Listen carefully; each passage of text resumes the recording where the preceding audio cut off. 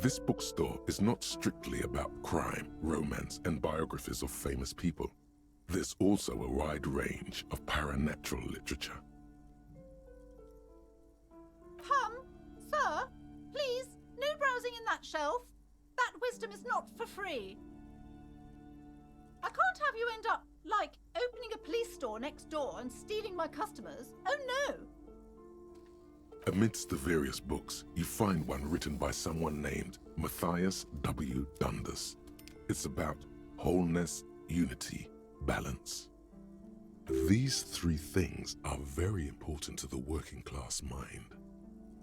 The point of the book, and many others on this shelf, is to give people medicinal advice in situations where they don't have access to paid health services.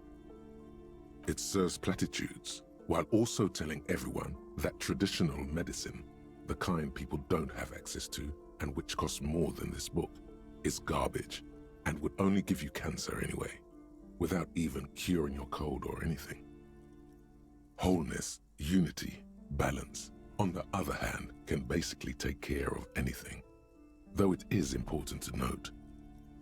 When it's up to your mind to heal yourself, then it's because of your mind that you're ill in the first place. It's your own fault if you're ill. Got it? The book features chapters on topics such as how to find magnesium. It even lists plants you can harvest magnesium from. How to continue drinking if you're an alcoholic who has destroyed his liver. And there's even a chapter on the ancient Seraïs tradition of using duck gallbladder preservatives to treat and prevent sexually transmitted diseases. Pre- and post-factum apply. Nothing worth buying.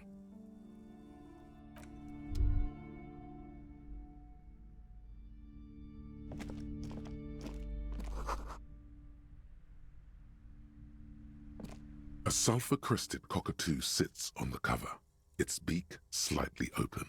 It looks as if the bird is calling out the book title, From A to Zurich, a guide to a well-behaved cockatoo.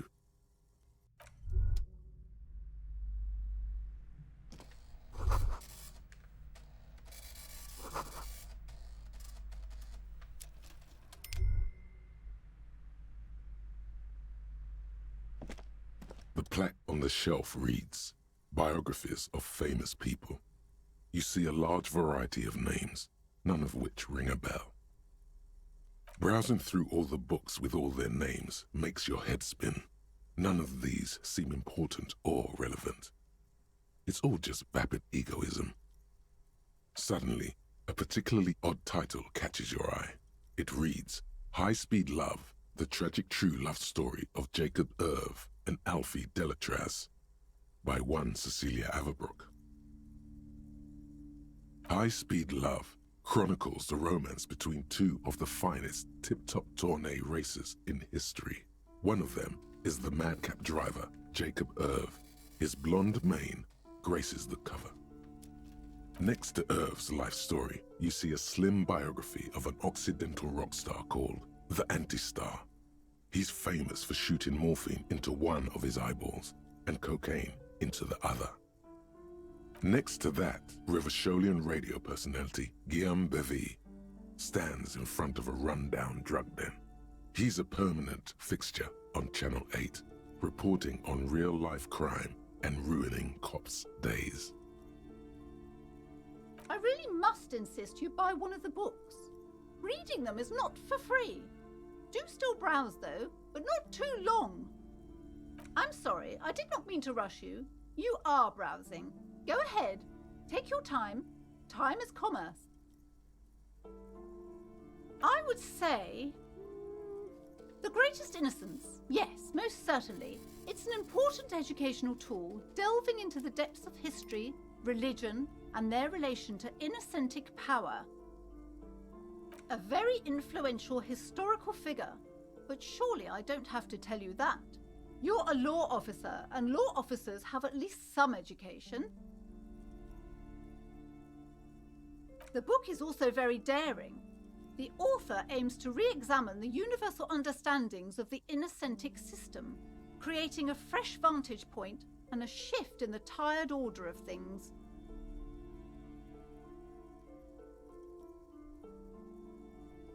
Certainly, it's prudent for a person to have at least an elementary understanding of history and society. Imagine the chaos we'd be in otherwise. You feel like you should get this one? Definitely. It's important somehow. There's something personal inside.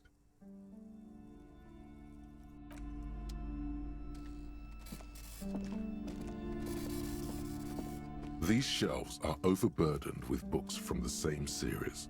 You see the name Dick Mullen over and over. Oh, crime, robberies, murders, even sexual crimes. We're fortunate to have Dick Mullen and his stories to sort all that out. You're a police officer, apparently. You should buy all of these. They really do teach a person how to be a proper detective. Note, reading about Dick Mullen would not actually make you a better detective. Crime fiction is a disgrace, an asinine misrepresentation of the physical attributes of the arduous everyday work of actual police officers. These books greatly overstate the excitement of police work, glossing over how long it takes to actually follow up on leads and eliminate dead ends. Furthermore, they have no idea how hard it is to simply remove a body from a tree. What's more, they completely ignore the psychological hardships of year after year coming into contact with people during the worst days of their lives. Not a single mention of all the stress this work creates upon the officer's family. Detective fiction just doesn't tell the truth at all. Now, would you like a list of all the books found on the shelf? Shelves filled to the brim with crime novels featuring the supposedly stalwart Vespertine detective, Dick Mullen.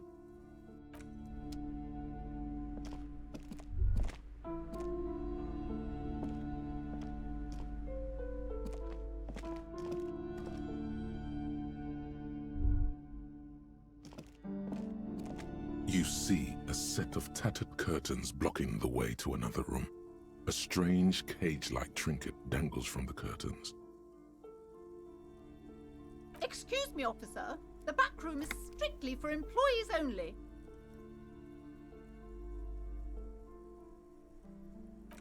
You see some kind of charm, an irregular polyhedron assembled from bones, sticks, and straw.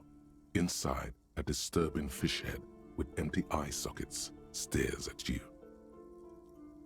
This is a traditional Seminese ward, meant to provide protection against ill luck, bad dreams, curses, and other supernatural scourges. Inhabitants of Île de Fantôme, the Seminine Islands down south. Aside from poking at it suspiciously, there is nothing else to do with the fish head charm at this time. The curtains remain shut before you. Nothing. Now please go back to browsing the books. Don't you feel compelled to look at the books? The books are all you care about. She speaks almost as if she's trying to put a spell on you, urging you to buy more books. Oddly enough, the more she tries to draw you away from the curtains, the more alluring they become. Just as you're about to pull apart the curtains, the petrified voice of the shop owner cries out once more. Sir, don't touch that. I told you it's off limits for the customers.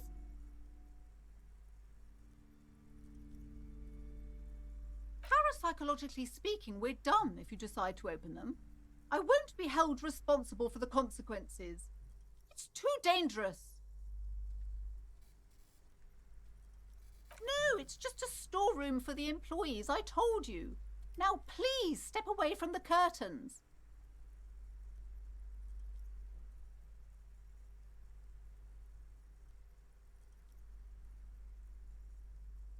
You do? My God, even more reasons not to mess with the curtains. Just step away, dear sir. Why? It's looked like anyone was killed there. I am sorry, I don't mean to be so impolite. Just please don't go there. I can't allow that. You'll only make things worse and unleash the powers.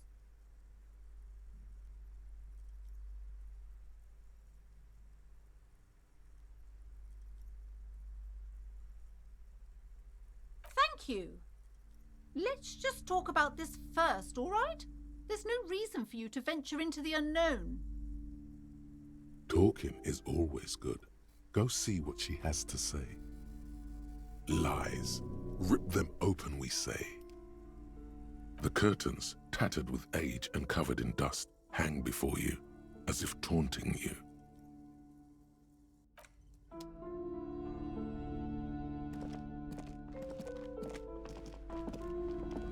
Hello again, esteemed officer, and welcome to Crime, Romance, and Biographies of Famous People. I already told you, it's just a storage room for employees. I don't understand why it's so important to you. Just let it go, officer.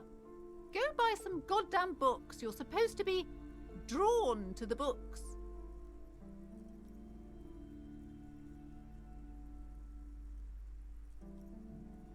It's just for decoration.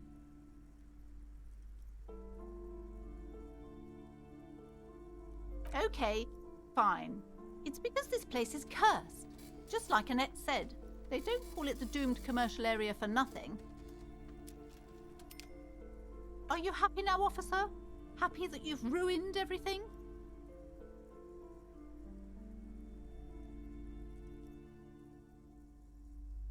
It's not good to talk about the curse, not in detail. The negativism, it's dangerous. Talking about the void wraiths angers them. Wow. Void raves. You have new words. The curse is so much worse than you could imagine. It's a disease, eating at the very foundation. It's the curse of financial distress, of ruin and bankruptcy.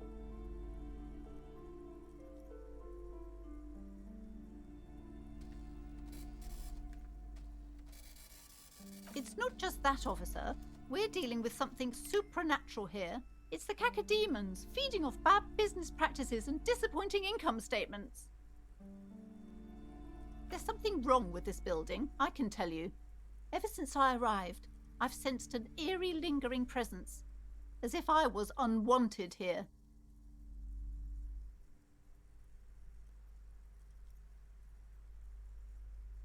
Most certainly not. I don't want anyone who's not familiar with the psychic arts to get involved in this mess. Stay away. Leave the spirits be, so they can return to their slumber. My liege, you know what this case calls for? A para-detective.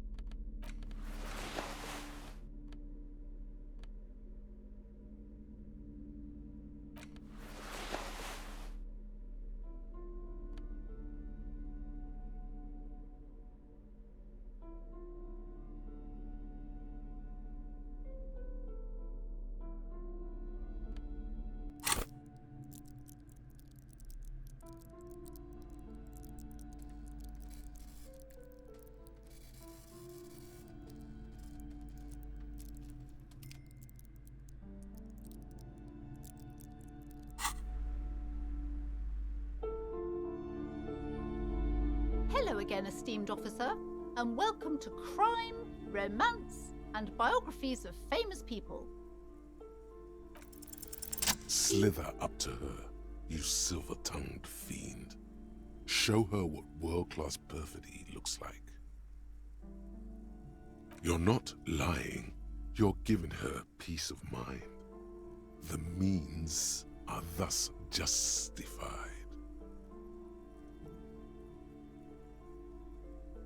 Are you sure? Don't think I haven't seen charlatans before.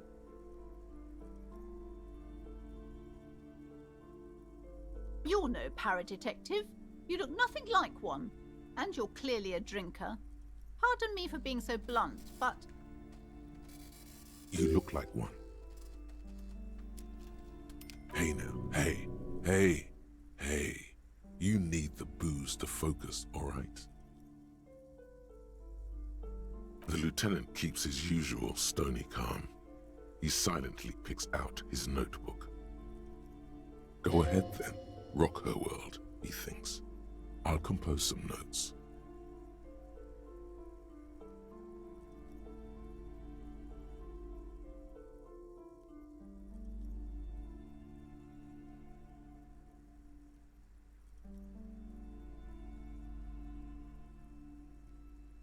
How do you know all this? Here we go.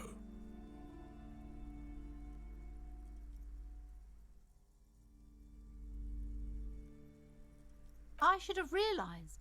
A pattern lies within the fabric. The hand of fate guides us. Our meeting couldn't have been mere chance. But I am not the only one at risk. I have to think of my daughter. You are certain you can help us? Keep us safe? I can't allow any collateral damage to hit us. If you promise, good officer, then you might be our last hope. Do you swear it?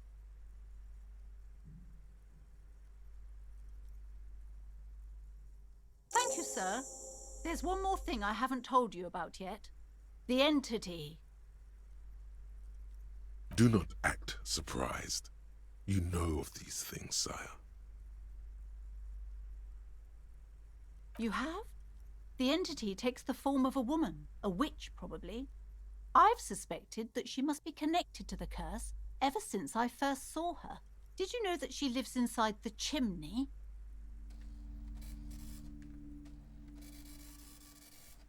Yes, that chimney is part of the building's central furnace, and it's enormous. She has barricaded herself behind some metal security curtains. God knows what she's doing there. Some unnatural magic, I assume. You should go find the entity and ask what happened to all the companies in the building. What is the source of this curse? Here's the key to the warded door behind the curtains. Take it. Oh, and please do return to me after you've looked round. I'm quite anxious to know what she has to say about the curse. What you discover in there. Unbelievable darkness and ruin.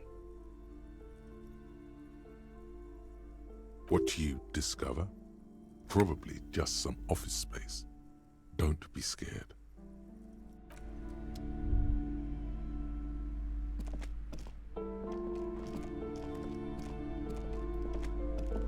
A small mountain of colorful board game boxes. There are numerous types of games for all ages. A lot of shelf space seems to be taken up by Wirral-related merchandise.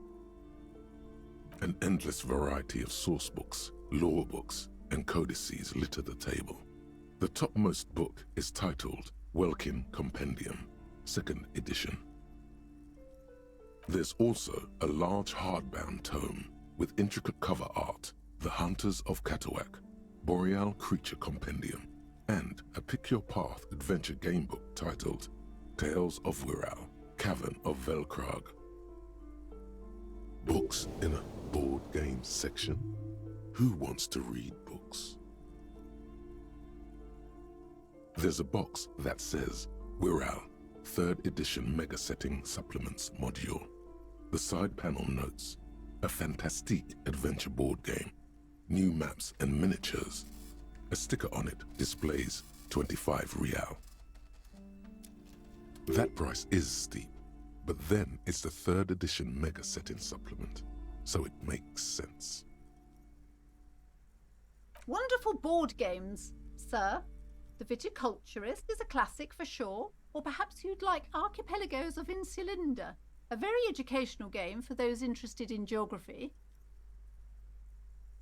Graubritter is a fun game of economic competition, but can get quite intense after a while.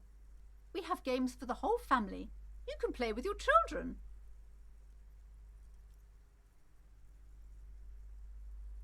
Then you're a lucky man, officer. Children are the greatest of treasures. For playing with friends, I'd recommend Suzerainty. It's a civilization building game where you build a civilization, then set off to brutally colonize and repress other civilizations. It'll cost 12 real. Lousy auras there. No, role-playing games are popular among those types. You know, who are into those kind of things. Personally, I don't like it. Not at all.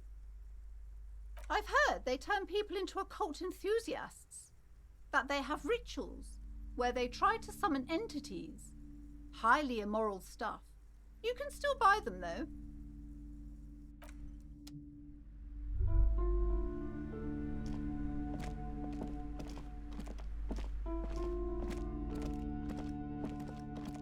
You see a set of tattered curtains blocking the way to another room.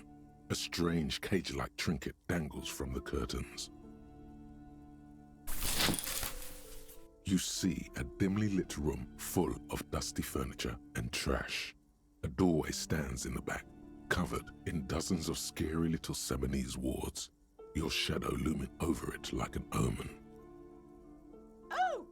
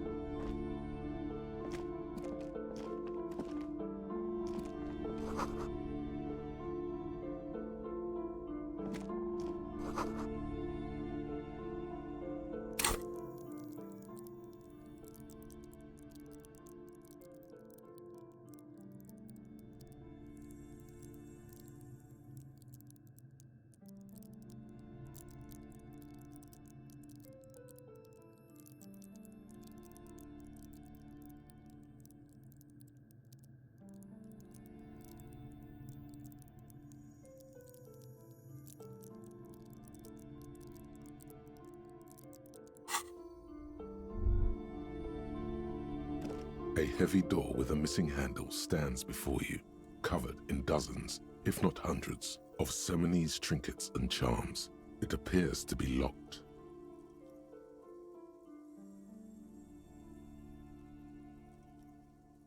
Only an echo. No one is there. After exerting some force, you manage to turn the key. It's eerily silent. The door slides slightly open, letting a draft of cold air into the room. You feel the tiny hairs on the back of your neck rise up, as if someone's standing right behind you. An uneasy knot forms in the pit of your stomach.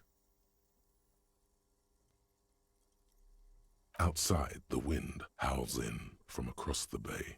The building at Rue de Saint-Ghislain stands like a matchbox on its side, with men inside, like little wooden sticks, ready to catch fire. A panicking woman squeezes the pendant around her neck until it leaves a mark inside her palm. A man, a few meters away, stands frozen with a key in his hand. Somewhere inside, a spider is spinning its web.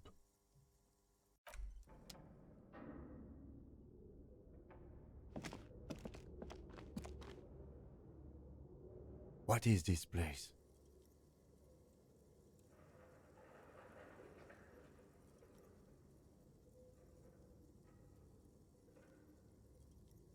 I think you're right, though it looks like no one's been here in ages. I doubt the electricity still works. Good thing we have a flashlight on us. An eerie feeling rises in your chest.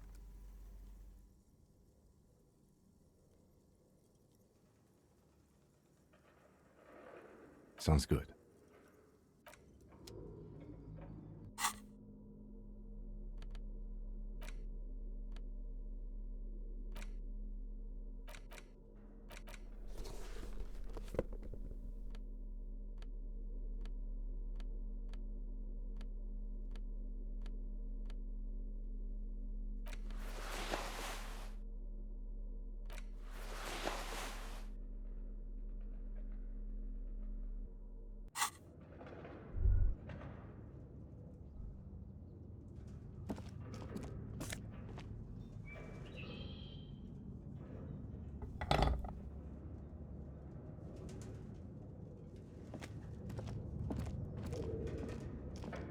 A barbell lies on the floor. The color has worn off its weight plates. It's 60 kilograms. Your triceps hum at the sight of these weights. Show the world what kind of beast it's dealing with. Lift them. There are no collars on the barbell. This is a safety hazard.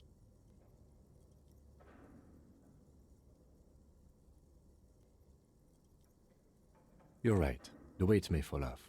Better not touch it then. It would be a violation of EPIS safety regulations if the gym was still operating, but it isn't. No one's supposed to come here anymore.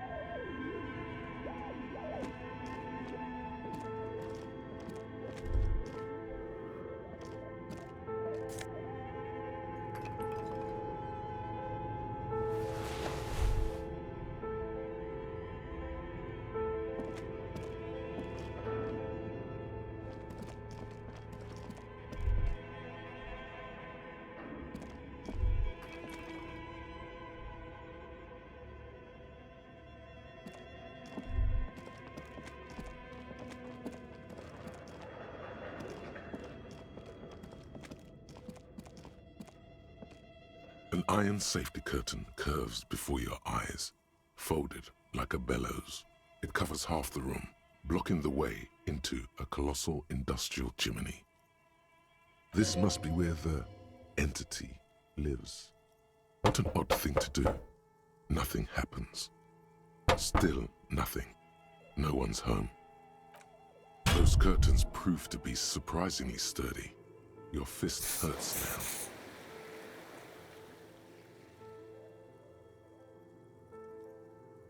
If this is really an entrance to the chimney, then there must be a furnace somewhere as well. Maybe there's another way to get in. Can you please try to refrain from attacking random things?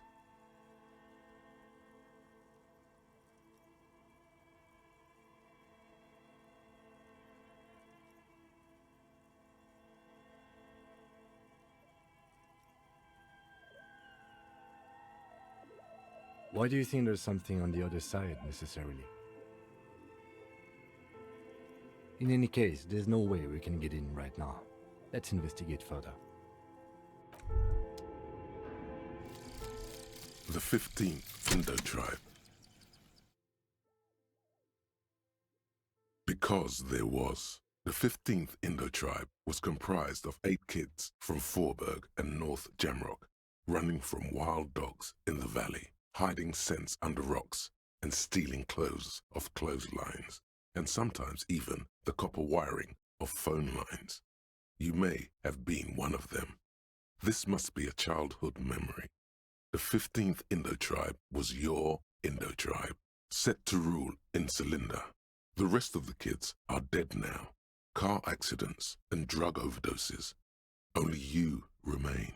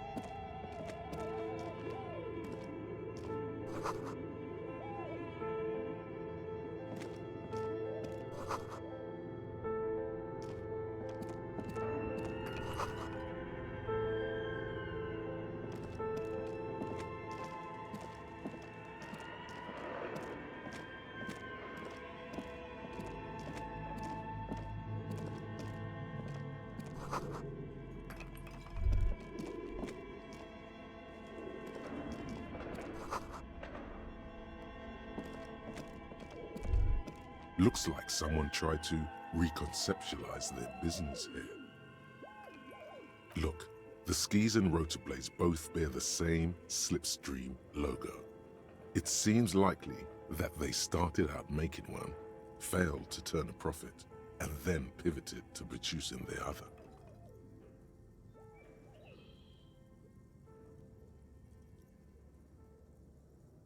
That's a good question.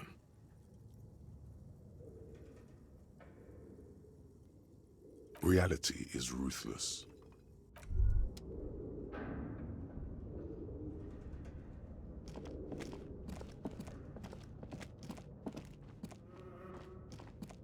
Your flashlight slides over an old green chalkboard covered in scribbles, sketches, and schemes like some ancient cave mural.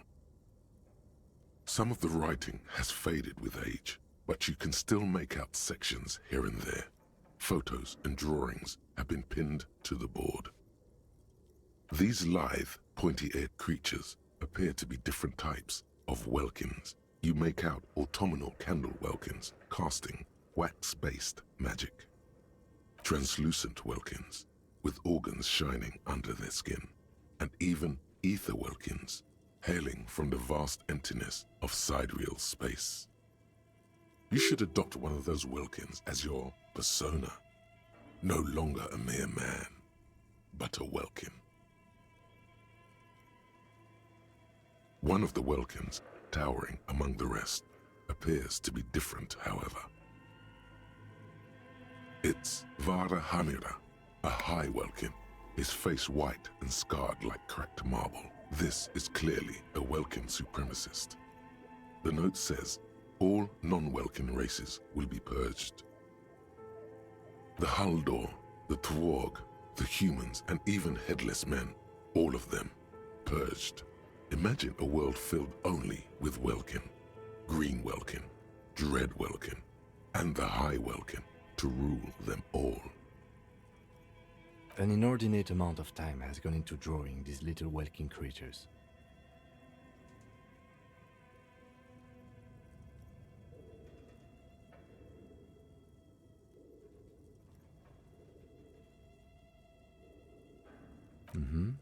Political commentary. That one has a great beard too. Some people really like building a world, I think, even if it's just for a game. This looks like concept art for a project. It's not really real. Just look at those details. So much effort.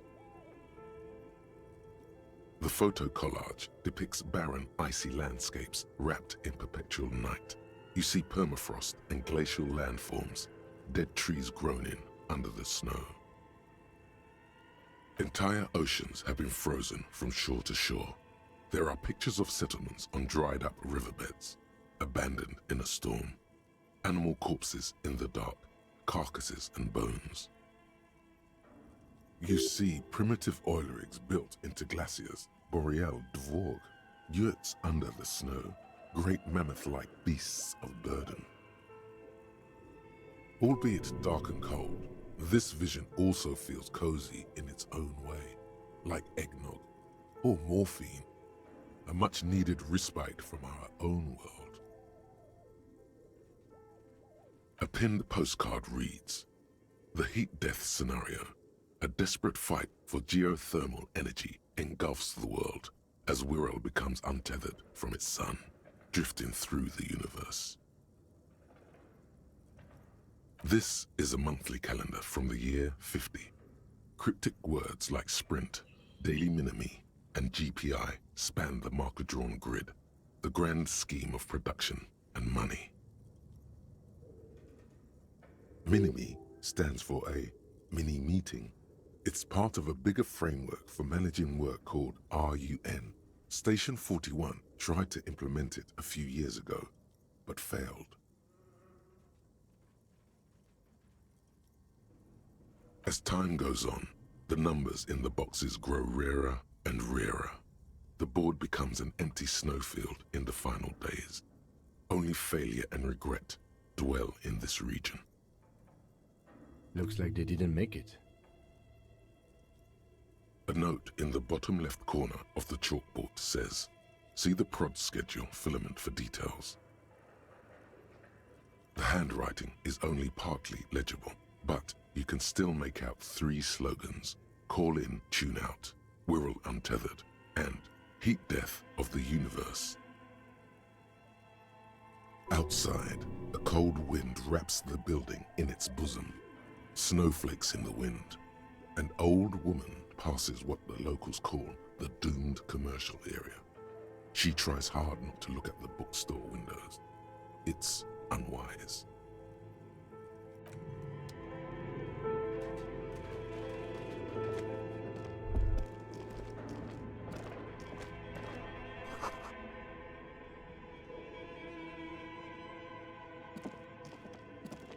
This old fireplace is covered in lines drawn in blue and red marker, the mesh spreading over the stone like blood vessels on alabaster skin. It looks ghostly and strangely ancient. The whole thing resembles Kadran mosaic tiles. Very pesantic.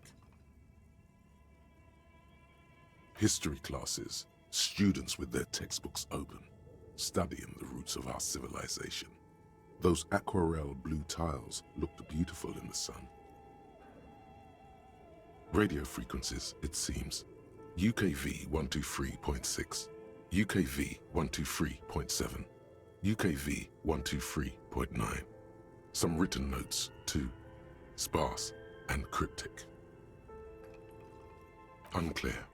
It looks like a cardiovascular system split into veins and capillaries. Very advanced.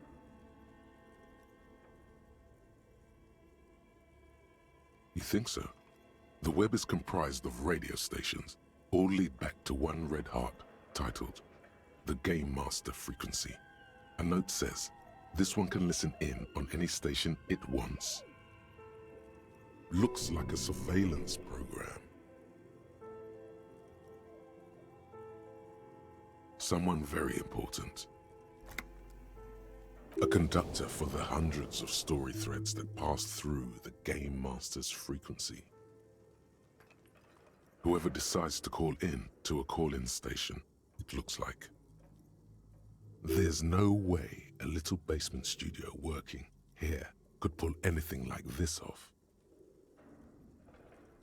My God, it's as if the less money they had, the more ambitious their project became. The schedule. I know doom when I see it. The company was running out of funding.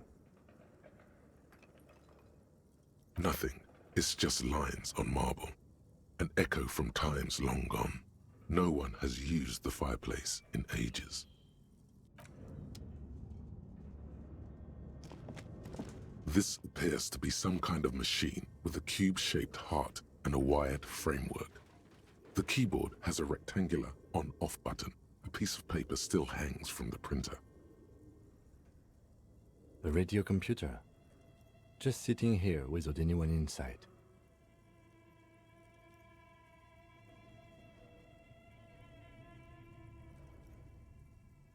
We have one of these down at the station, but I never really learned how to use it.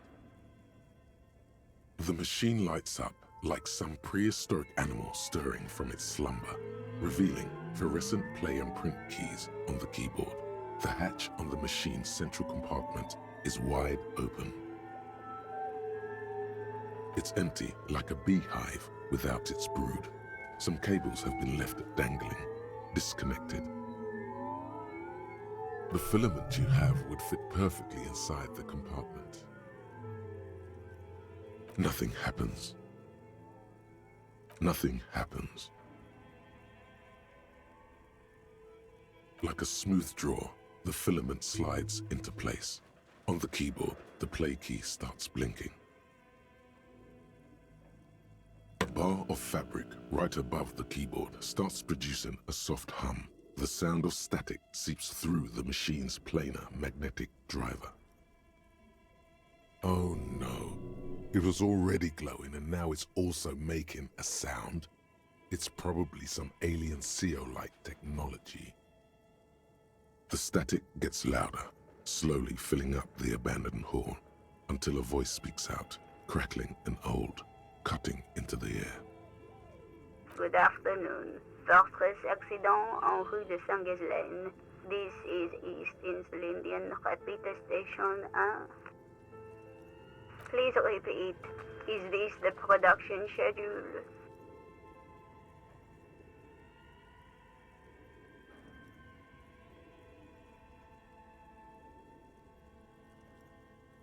Yes, I am alive. I am 74 years old and my name is Yvonne. Now please repeat.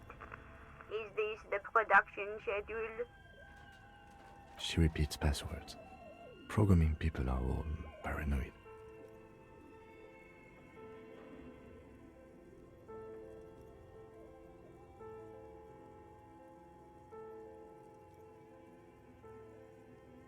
They are merely cautious. It's my job to protect their filaments as a password repeater at the East Insulindian Station. I work as a repeater at the East Insulindian Repeater Station. It's my job to know where you are, Fortress Accident. As for me, well, I am sitting in my cubicle, surrounded by a wall of radios. On an island on the river Esperance, a small woman, all skin and bones, sits in a room filled with audio equipment. Thousands of tiny lights are reflected back from her prescription lenses, like stars in the dark. Now please tell me the reason for your call, Fortress Accident. Fortress Accident is the company on whose name the terminal you are currently using has been registered to. One moment. Fortress Accident SCA produces revolutionary interactive call-in radio games. That's what the catalog says. That's not bad.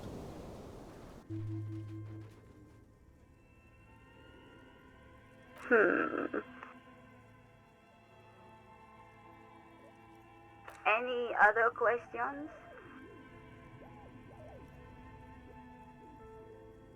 The filament you have inserted into the reader. Yes. Is that the production schedule? Good. Please repeat the password. Password? Of course it would have a password. That's why there's a human administrator involved. I am contractually obliged to protect the privacy of the filament holder Fortress Accident. Without filing a warrant with INTELLO, I cannot give you access to this filament. I'm afraid we are not doing that, unless we want to wait for a month. Now, can you please repeat the password?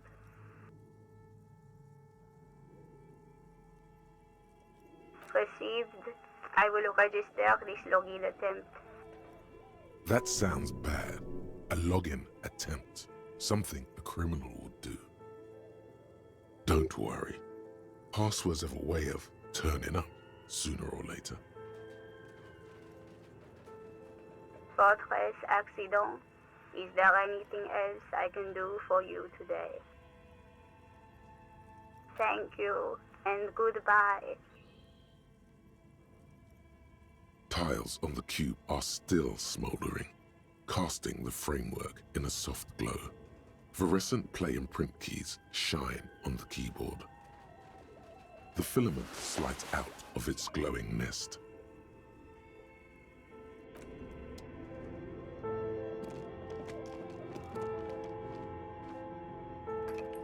Okay, what do you think is going on with that computer, chalkboard, and fireplace?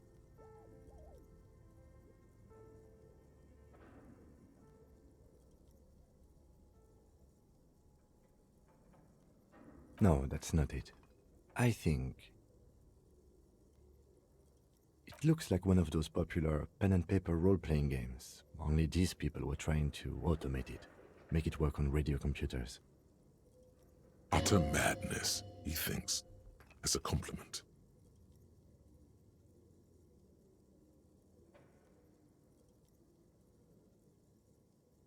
Not to my knowledge.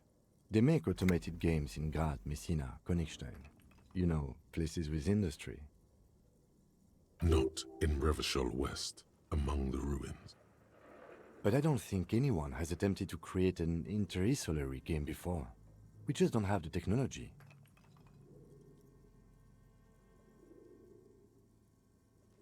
Through call-in stations, none of the players have to be physically present. Anyone in the world can participate in the game, as long as they have a two-way radio. Then there's the Game Master frequency that listens in on the smaller call-in stations. I think that was supposed to coordinate the stories, functioning as a master of ceremonies of sorts. His fascination has swept aside other concerns for the moment. He's a little hooked. Indeed, those Welkins are a dead giveaway. Role-playing people love that stuff. The world looks like a modified version of the WeWorld board game, with hit death thrown in. Super cool. Someone should give them millions of real immediately. This game is too good to be left unfinished. No idea. They stopped filling out the schedule on the chalkboard.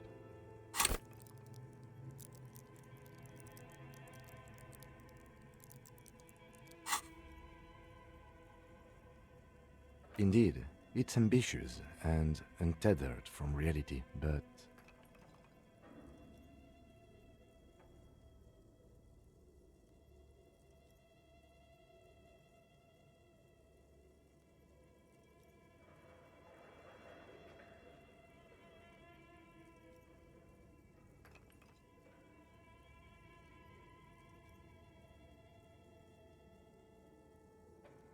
It's too late for that, I'm afraid.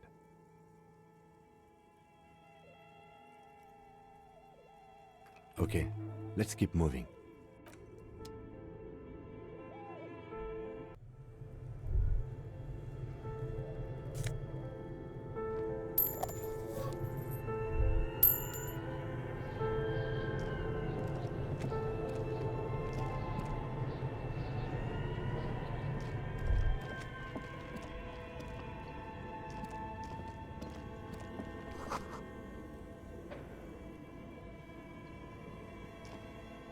A thick layer of coal dust covers the furnace, coloring it pitch black.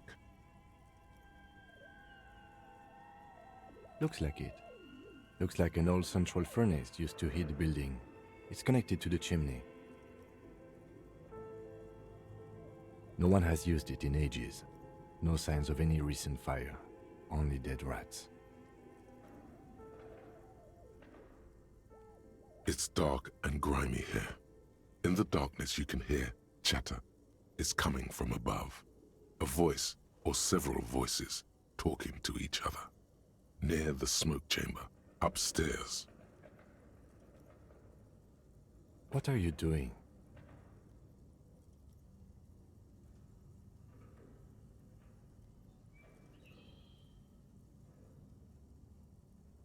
Wait, really?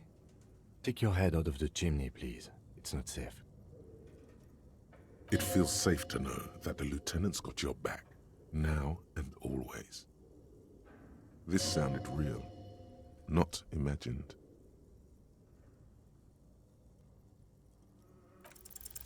Something breaks loose in you.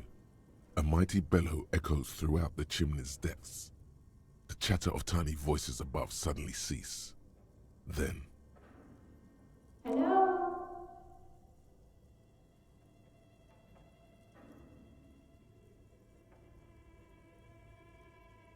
Hello? Did you say anything? I can't hear you. Please come upstairs. There's a safety curtain on the second floor. I'll open it. After you, officer.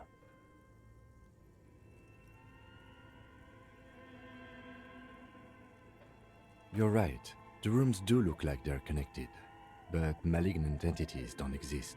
At least not the supernatural kind. always has to be the skeptic, this man. Then what was the chatter you heard? A hollow ring echoes through the furnace. Your toe hurts.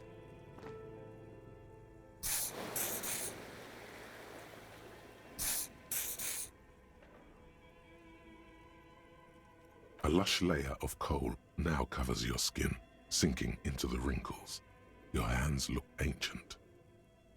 Still, it's good to have this dirt on you. Real men wear coal for makeup.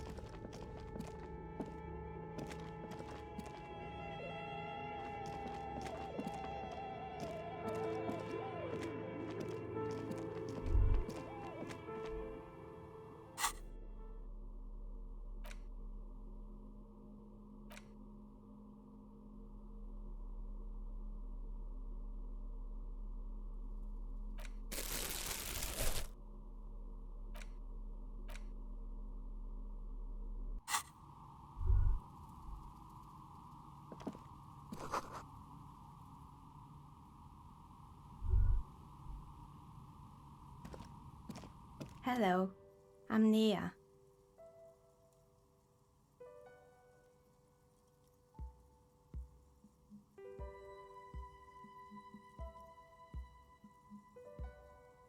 Did you try knocking on my window? I must have missed you. I've been listening to my Melius. So what kind of dye are you looking for? She's got a direct view to the backyard. You should interrogate her about the lynching. Yes, Amelia is like a call-in station. You need a two-way radio to access one. That's why I have these.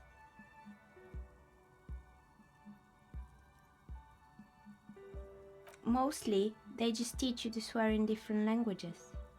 But some of the stations can be quite interesting. I was so absorbed, I must have missed you knocking. Then how did you get inside? By the south entrance? You know what? It doesn't even matter. What matters is that you're finally here. Let's talk dice. Did you have something specific in mind? I'm a novelty dice maker. Tell me the name of your role-playing system and I'll make the die you need. That's why you're here, yes? As she speaks, her bone-like fingers fiddle with a ring. Her bones light, but her hands strong. Role-playing games? You know the one made by Fortress Accident. Does that count?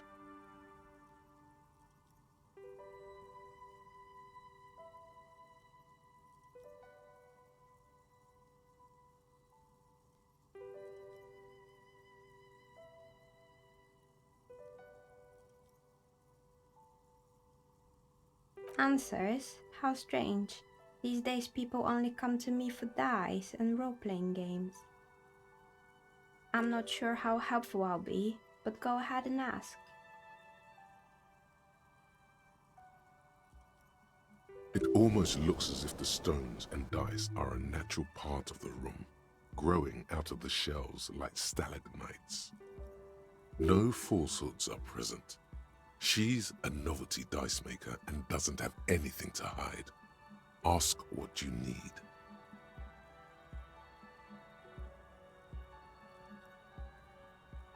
Nothing really. I didn't know him.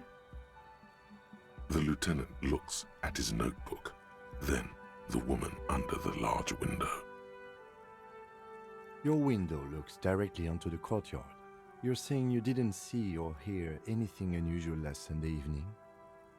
I'm sorry, detective, but as you know, I usually have my headphones on when I'm working. It shuts out most of the daily ruckus behind my window. Well, there's always something going on in the Whirling's backyard. During daytime, there are usually those kids. And lately, I've been seeing a lot of drunk workers hanging about. Must be because of the strike. She's heard of the murder, but did not see it, sire. But I never saw anyone during that fateful Sunday night, I'm afraid.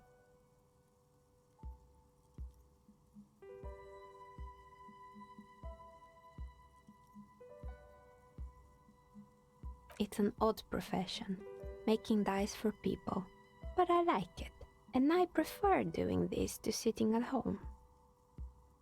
I might have, but in this case, all I would have seen is my own reflection staring back from the darkness. It's really hard to make anything out in the yard when it's dark outside. Besides, I rarely get up to look out the window when I'm in the zone. She nods. Anything else, officer?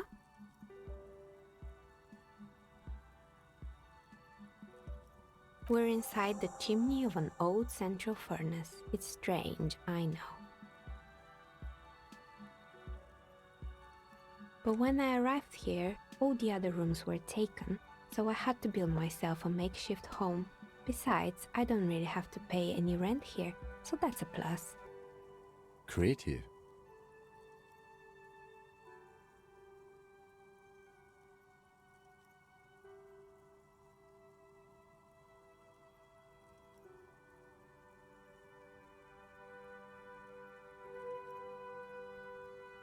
I've heard the stories, but I don't think those stories are true.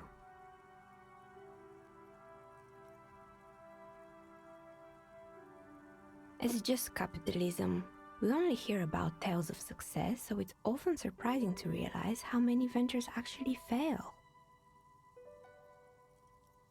Plaisance, the bookshop lady? I've heard that her business is doing rather well. Have the energies spared her somehow?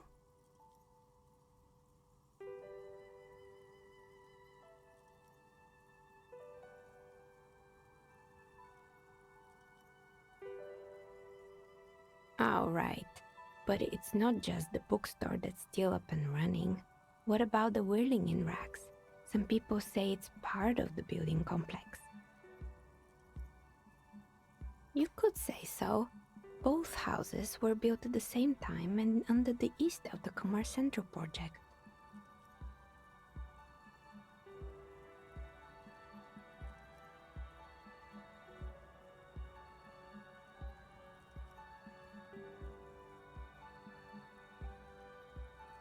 And then there is me.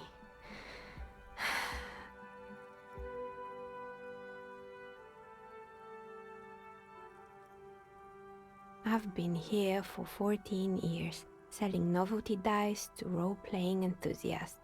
Not exactly a million-real business idea, yet somehow I've survived despite the talk of malicious energies. Strange, isn't it? It's because she's in cahoots with the demons. Maybe it's just because she's so talented that she's been able to woo the curse.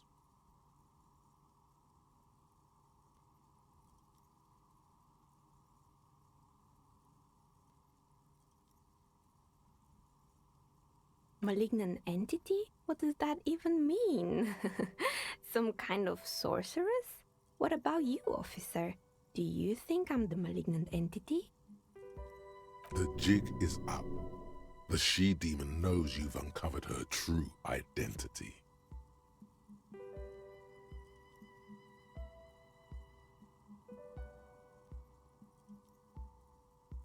Exactly.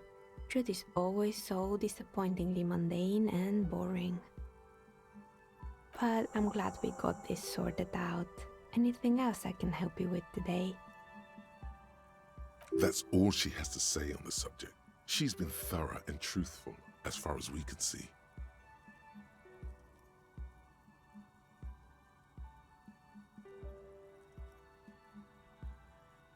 How did I become one? It was a business decision.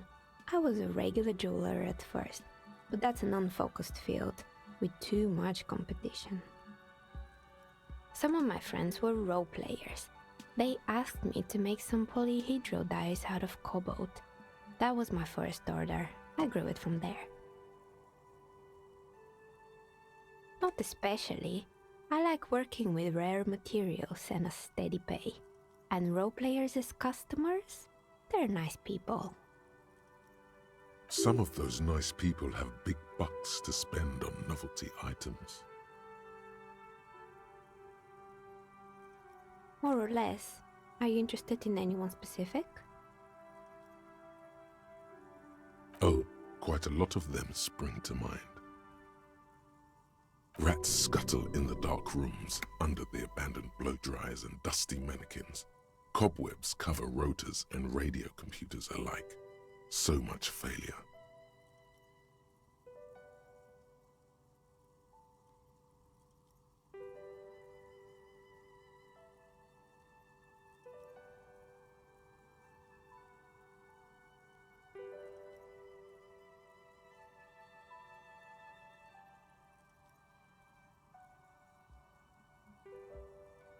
Fortress Accident, the radio game studio. They were an interesting bunch. We talked about role-playing systems every now and then. Once, I even saw two of them get into fisticuffs over Wirral. That's understandable. Fantasies are serious things. The mind is the drawing board of history.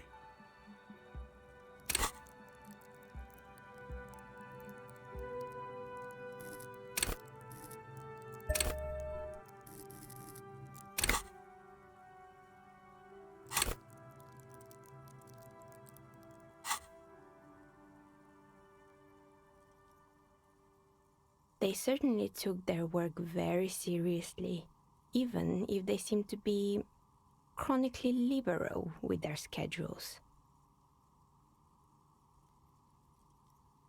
The usual, they ran out of money and couldn't get the project done on time. Well, I did hear them talking at times.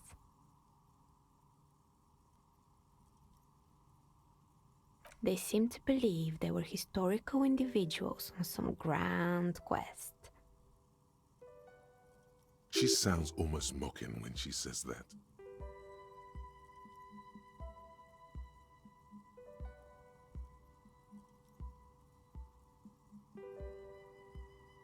That's what I thought. Because when the money started to run out, they just began to complain a lot about capitalism. You know, how the markets are rigged to keep up new businesses and so on. In the end, they just didn't get it done. They didn't have enough willpower to produce something truly historic and to show up to work on time. Showing up to work on time is hard. No, scratch that. Showing up to work at all is difficult, especially if you've been drinking.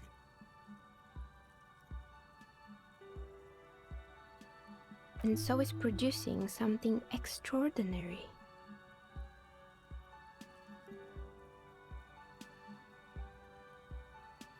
Anything else?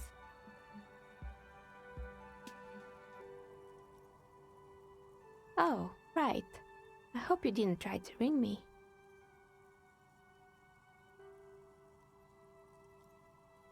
I think none of those doorbells work, including mine. I'm still in the middle of connecting the wires. Sorry about the confusion. The doorbell with the empty name card must belong to her then.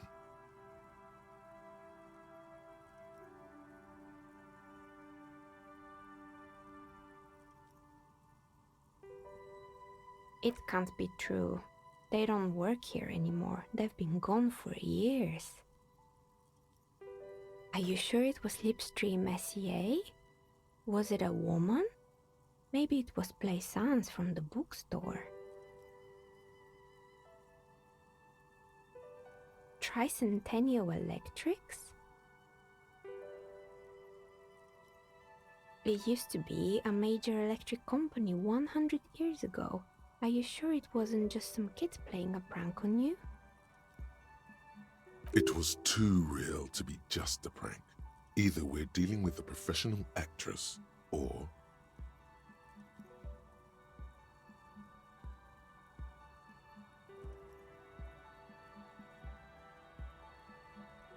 A prank is more likely, no? Oh, the kids these days. We were just one of them, and now they're terrorizing us. No solidarity. That's right. I haven't even written my name there. As I said, it's quite useless right now. It doesn't work yet.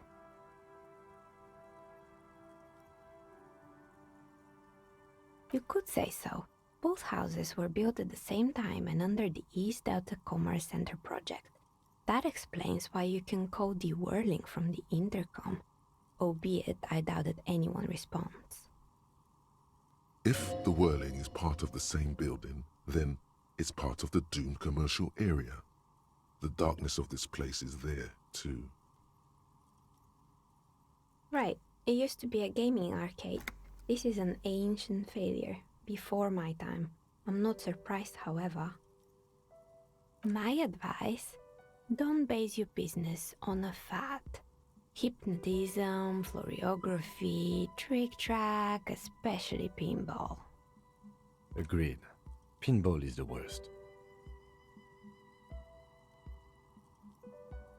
Sure, I'm listening.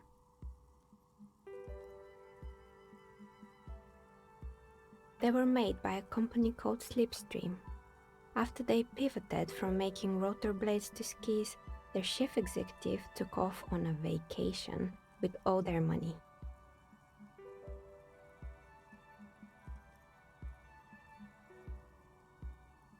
Honestly, I think it's quite funny. I think he's still sending out holiday transmissions from Tulula or Tiumotiri or Hashtkor or wherever he is.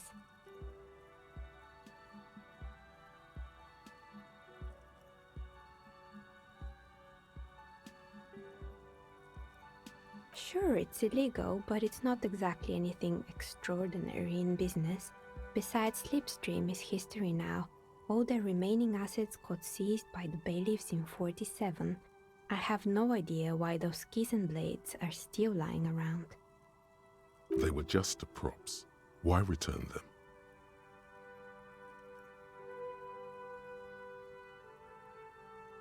There used to be a fashion atelier here, but I have forgotten the head designer's name. They were doing well for a couple of years, until the insect rights activists came.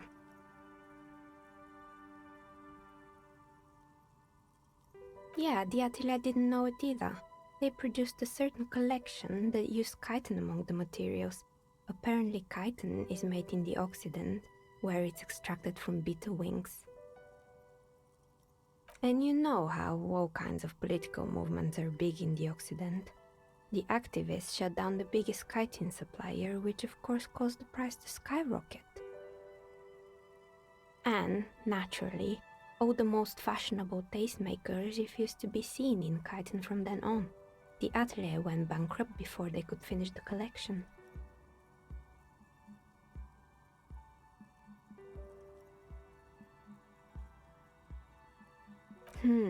Really? Anyway.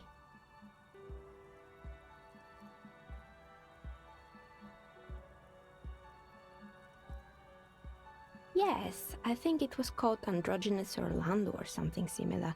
They weren't a big hit around here. Turns out that working class men don't like genderless haircuts. They're scared of that word. You wouldn't like it either. The others would laugh at you. A bit of experimenting every now and then isn't bad.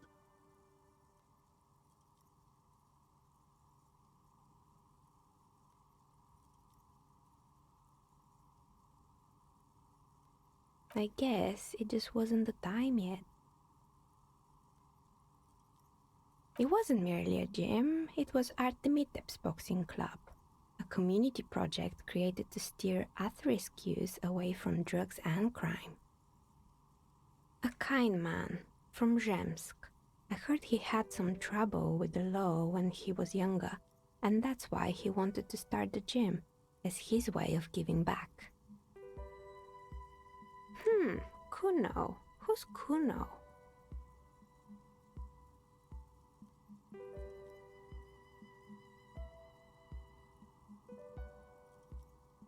Oh yes, you mean the kid with the sailor's mouth. Yes, I've heard him yelling profanities in the backyard.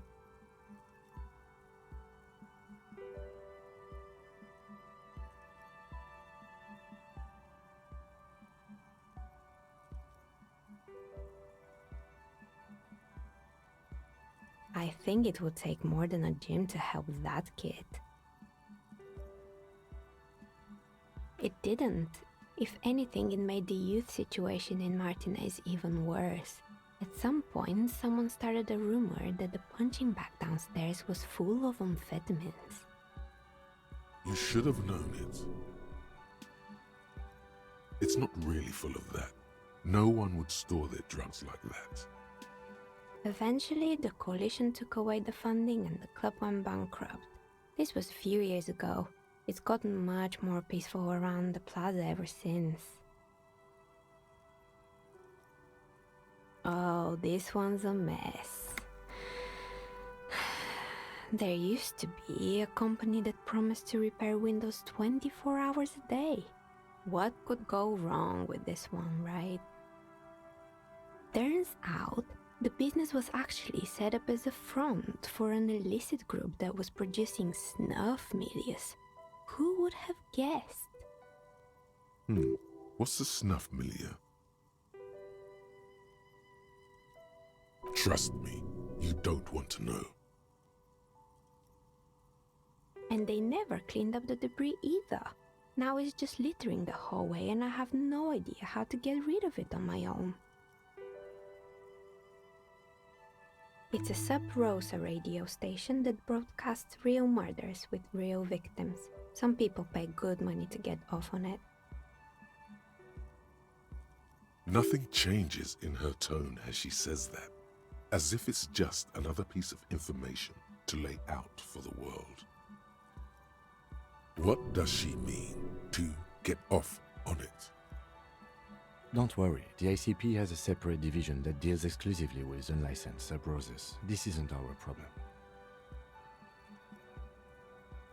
Good luck with that. It's not easy catching those perpetrators. You mean Mr. Fabron, the taxidermist? No, he mostly just did drugs. But what drugs exactly? He got high on some weird taxidermy chemicals. I wouldn't recommend it to anyone. Eventually, they caused him to lose control of his bladder. The smell was awful. Even you can probably do better than that. I'm pretty sure it still doesn't work, but sure, what do you want to know? Sure, I'm listening. Good. I hope it clarified things a bit. What else?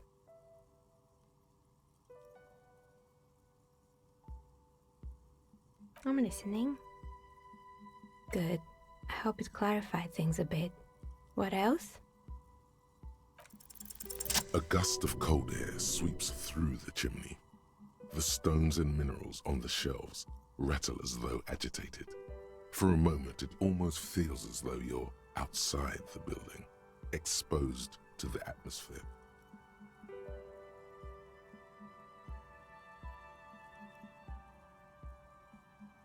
Didn't we already talk about this?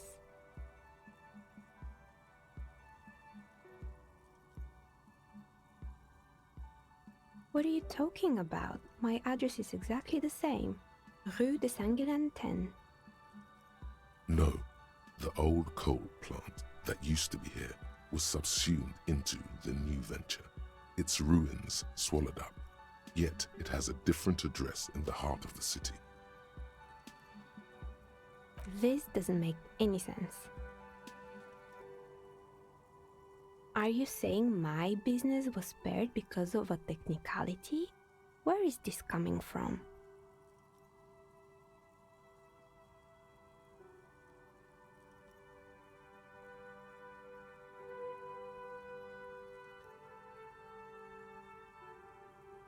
And what? Does it mean that I'm safe from failure?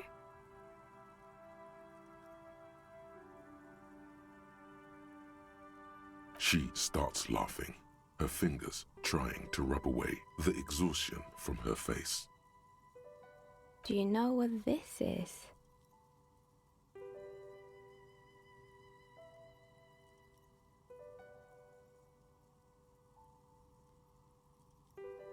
It's a mourning ring. I made this when my first company failed. It was a small jewelry shop right here in the East Delta Commerce Center, built with the little I inherited from my parents.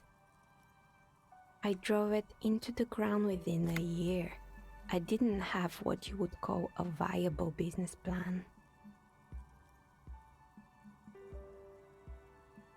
No, you're right. I didn't. It wasn't just a jewelry shop either.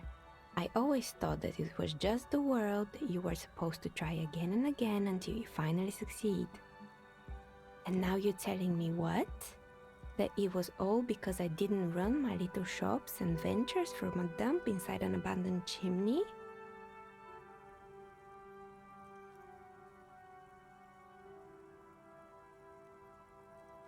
Yeah. Or maybe it's the entire world that's cursed. It's such a precarious place. Nothing ever works out the way you want it. That's why people like role-playing games. You can be whoever you want to be, you can try again. Still, there is something inherently violent even about dice rolls. It's like every time you cast a die, something disappears. Some alternative ending or an entirely different world. But anyway, thanks for sharing your theories, officer.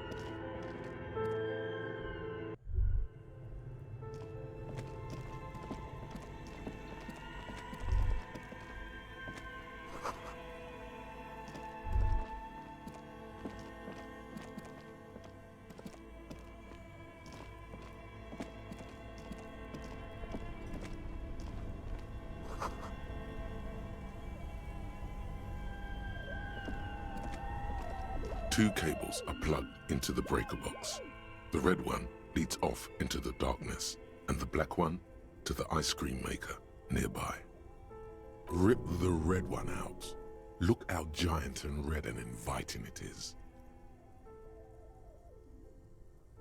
Something close to you dies with a soft electric purr. Why did you do that?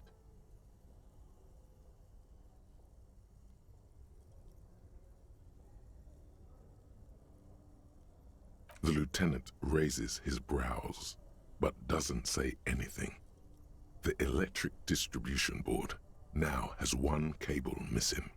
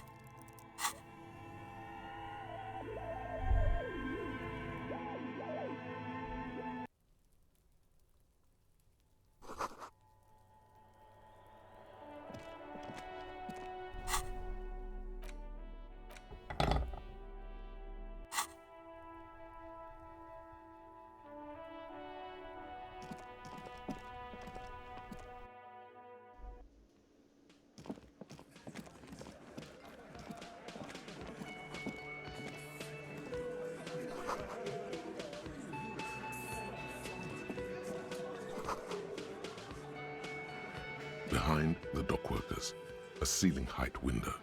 The hawthorn branches scrape the glass like bony fingers. There's a little slide panel up there to let some air in. No need to open it in spring. It's still too cold outside.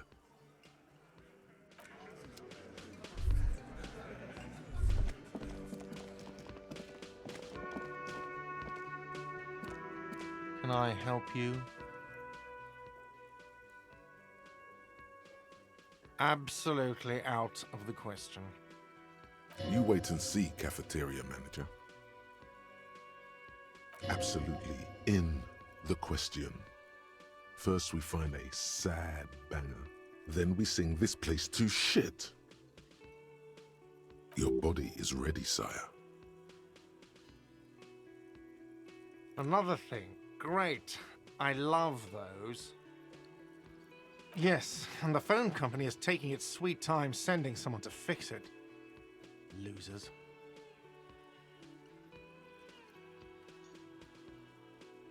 It's not strange, it's inconvenient.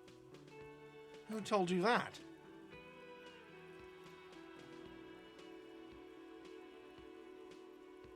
Fine, yeah, it looked like someone had messed with the wiring. It was shortly after the hanging, but I don't know if it's at all related. Plenty of arseholes around here who aren't murderers. If you do find out who cut the line, though, let me know so I can forward them the repair bill. Yes?